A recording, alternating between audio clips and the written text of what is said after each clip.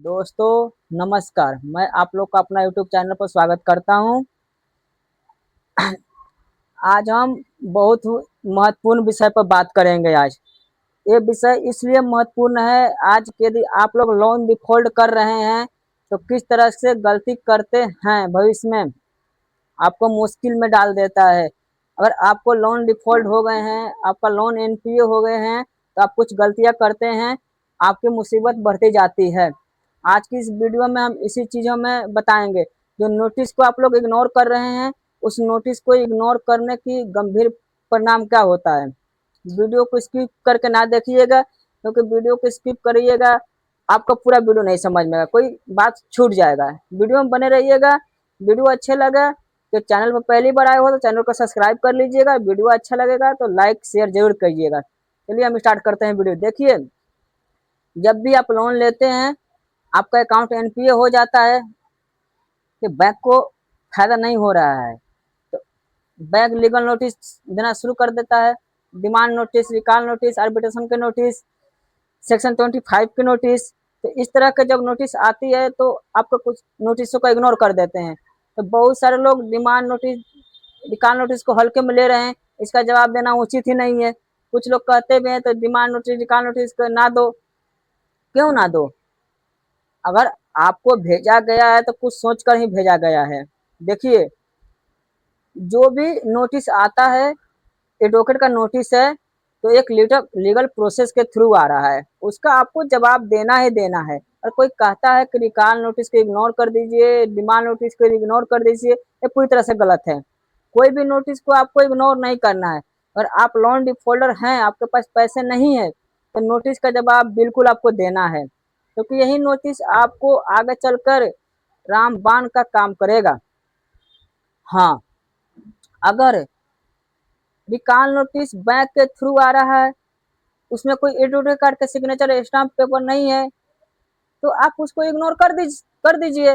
लेकिन अगर वो नोटिस किसी भी एडवोकेट के थ्रू आया है, जिस पर प्रॉपर सब कुछ लिखा हुआ है, स्टाम्प, सिग्नेचर, सारा चीज है उस पर, तो उस नोटिस का इग्नोर मत कीजिए आप। क्योंकि आप जो नोटिस आता है और आप उन नोटिसों को लगता है कि इनका जवाब देना जरूरी नहीं है, तो इसका गंभीर परिणाम आपको देखने का मिल सकता है। कोई भी नोटिस हो, एडवोकेट का नोटिस हो, तो आपको इग्नोर नहीं करना है। इसके गंभीर परिणाम क्या होता है इसको हम बताते हैं आपको। लोन के ईएमआई ना भर पाना क्रिमिनल केस नहीं होता, लेकिन बैंक एनबीएफसी कंपनी आपको नोटिस दे रही है, कुछ सोच के दे रही है। वो लीगल स्पोर्ट के टीम के थ्रू दिया जाता है। ऐसे ही नहीं कि आपको कोई नोटिस दे दिया जाए, जवाब नहीं देना है।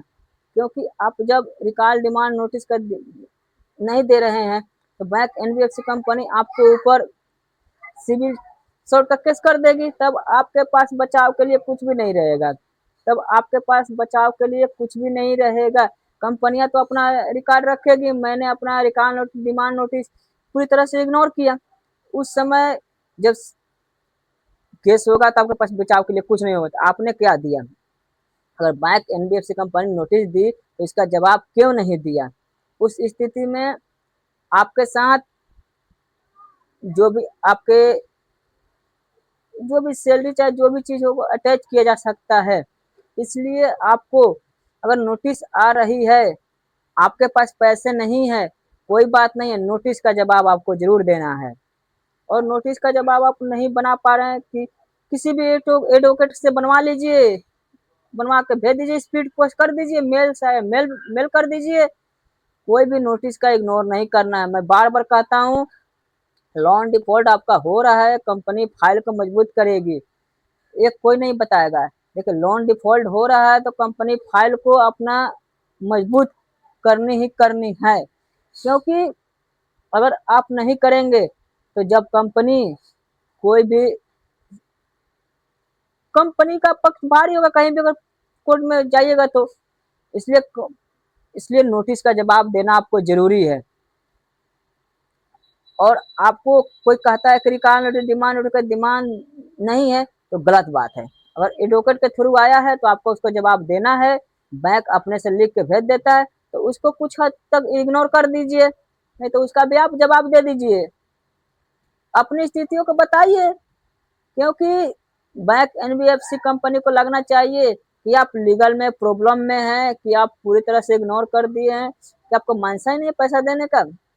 जानकारी ना होना और जानकारी होने के बाद इग्नोर करना ये गलत है। कोई भी नोटिस आता है तो आप नोटिस का जवाब देना ही देना है, क्योंकि ये एडवोकेट के थ्रू आता है तो एक लीगल प्रोसेस के थ्रू होकर आता है, ऐसे ही कोई नोटिस नहीं भेज सकता है।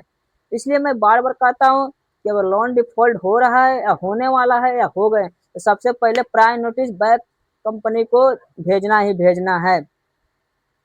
बैंक एनबीएफसी कंपनी को जब आप प्रायर नोटिस दे देंगे तो ये पहला पहला ये बहुत मजबूत का काम करता है कि ये हमारी स्थिति सही नहीं है, अपना स्थिति बता दीजिए। बैंक ने नहीं सुना, अपना लीगल नोटिस दिया है, आप प्रायर नोटिस दे दिए है तो उसमें बहुत आपको प्रायर नोटिस काम करेगा। भाई मैंने भाई प्रायर नोटिस इनको दिया था, इन्होंने मेरी बात को नहीं सुना, रिकॉल नोटिस आया था, मैं रिकॉल नोटिस का जवाब दिया है, एसआर नोटिस का जवाब दिया है।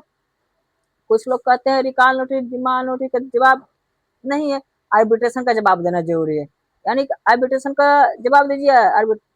ऐसा नहीं करना चाहिए साथियों। ऐसे में आपको सारी नोटिसों का जवाब देना है। अपनी फाइल अपना मजबूत कीजिए, रिकॉल नोटिस चाहे जो नोटिस है सारे नोटिस का जवाब दीजिए। जब प्रायर नोटिस दिए हैं, स्पीड पोस्ट किए हैं तो उसका रसीद रखिए, ट्रैकिंग आईडी से उसको ट्रैक कर लीजिए, मेरा लैक डिलीवर हुआ कि नहीं उसका प्रिंट आउट निकाल कर रख लीजिए। जिस डेट पे आया है, जिस डेट पर आप दिए उसको फेंके नहीं, इसको रखे रखे रहिए आप डेट पे। जिस दिन आपको नजदीकी पोस्ट ऑफिस में आया है उसके बाद उसको रख लीजिए, उसको फाइल मेंटेन कर रखिए, उसका लिफाफा रखिए, जो नोटिस आया उसको उसको रखिए, लिख दीजिए कितने टाइम पर किस दिन आया, आपको कब रिसीव हुआ, डेट लिख दीजिए, इतने टाइम पर मुझे रिसीव हुआ, जिससे आपको भी रिमाइंडर रहेगा। डिमांड नोटिस, रिकॉल नोटिस, कोई भी नोटिस आता है तो उसको लिफाफे को, उस डॉक्यूमेंट को उसी में लगा कर रखे रहिए, आपको रखे रहिए कि मैंने इतने तारीख को आया था, इतने तारीख को रखा है। आप अपना ही फाइल मजबूत कीजिए, ये मेरे पास इसके ट्रैकिंग आईडी है, ये प्रिंट, आप प्रिंट आउट निकाल कर रख लीजिए, फलना फलना डेट को मैं मेरे को मिला है इस ईमेल आईडी को, सच का प्रिंट आउट रख लीजिए। क्योंकि आपका भी तो पक्ष मजबूत हो, कंपनी तो अपने हिसाब से मजबूत मजबूत होते चली जा रही है, कंपनी अपने हिसाब से मजबूत हो रही है, आप उसको इग्नोर करके अपने पक्ष को खत्म करते जा रहे हैं। आपका भी तो जवाब देना चाहिए। जब भी आप जवाब लेने लायक परेशान होता है कि मैं इस नोटिस का जवाब नहीं देते हैं, मैं उसका जवाब देना चाहिए, तो अब क्या करें? जब आपको लगता है कि क्या करें, जब केस हो जाता है तब, उससे पहले ही आप अपना तैयारी रखिए, क्योंकि तैयारी रखेंगे तभी आपको बचाव होगा। और कोई कहे कि रिकॉल नोटिस का जवाब नहीं देना है, रिमांड नोटिस का जवाब नहीं देना, आर्बिट्रेशन का नोटिस का जवाब नहीं देना, पूरी तरह से गलत है। पहले रिकॉल नोटिस आएगा, लोन डिफॉल्टर हो रहे हैं या होने वाले हैं, आपको सबसे पहले प्रायर नोटिस बैंक को एनबीएफसी को दे दीजिए। आप नहीं बना पा रहे हैं, किसी भी लीगल एक्सपर्ट एडवोकेट के माध्यम से भिजवा दीजिए जरूर। एडवोकेट के थ्रू भेजिएगा तो उस लेटर को उसको रखना पड़ेगा। कोई भी दिक्कत परेशानी हो ड्राफ्ट बनाकर भिजवा दीजिए। लोन रिकवरी का केस होता है तो आपने कोई नोटिस नहीं दिया तो आपके खिलाफ भी चला जाता है, आपने नोटिस दिया है तो जब भी कुछ होता है तो बैंक रखेगा, आप अपनी बात रखेंगे, जो भी रहेगा डिसीजन देने के लिए वो कहेगा भाई सूचना दिया, आप इनको बातों को करवाए नहीं किया। ज्यादातर सेटलमेंट के लिए हो जाता है, लेकिन जब ड्यू टू प्रोसेस चलेगा तब बैंक और एमबीएस कंपनी को लगेगा कि नहीं ये तो सारे नोटिसों का जवाब देते चला जा रहा है, अब इस केस को ज्यादा खींचने से कोई मतलब नहीं है।